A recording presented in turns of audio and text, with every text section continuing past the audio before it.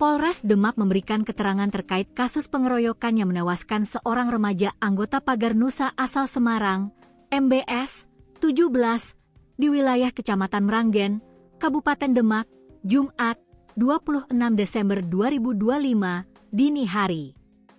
Kasat Reskrim Polres Demak, Ibtu Anggah Mardwi Pitriono, membenarkan insiden tersebut dan menyebut aparat tengah melakukan pendalaman.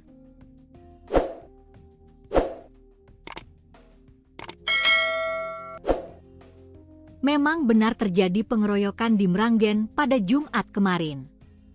Namun peristiwa ini tidak ada kaitannya dengan perguruan silat.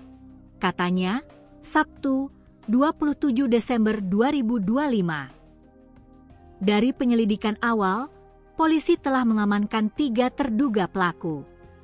Ketiganya diduga terlibat dalam aksi pengeroyokan dan masih menjalani pemeriksaan lebih lanjut. Sudah ada 3 orang yang diamankan. Pemeriksaan saksi-saksi masih berjalan, jelasnya. Ia juga menyebut para terduga pelaku ini diduga bagian dari kelompok anak motor. Kapolsek Meranggen, AKP Kumaidi, menegaskan kejadian tersebut tidak berhubungan dengan aktivitas maupun organisasi Pagar Nusa. Narasi yang beredar di masyarakat soal pengejaran terhadap rombongan pesilat usai kopdar disebutnya tidak sesuai fakta. Informasi itu tidak benar. Kejadiannya tidak terkait ormas atau perguruan silat. Pengeroyokan ini murni persoalan pribadi, tegas AKP Kumaidi.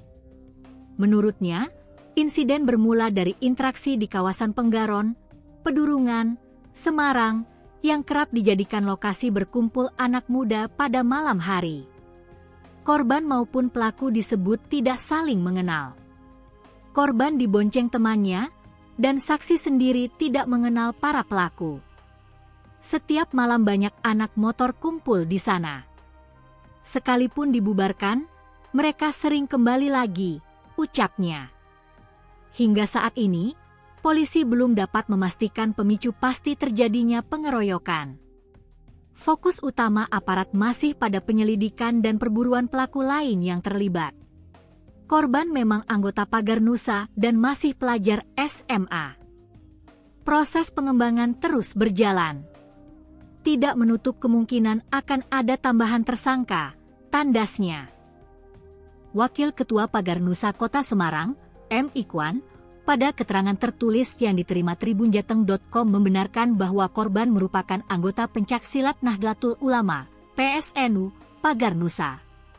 Sebelumnya kejadian, korban diketahui mengikuti kopi darat, kopdar, lintas daerah di lapangan Pucang Gading, Kecamatan Meranggen, pada Kamis, 25 Desember 2025, malam.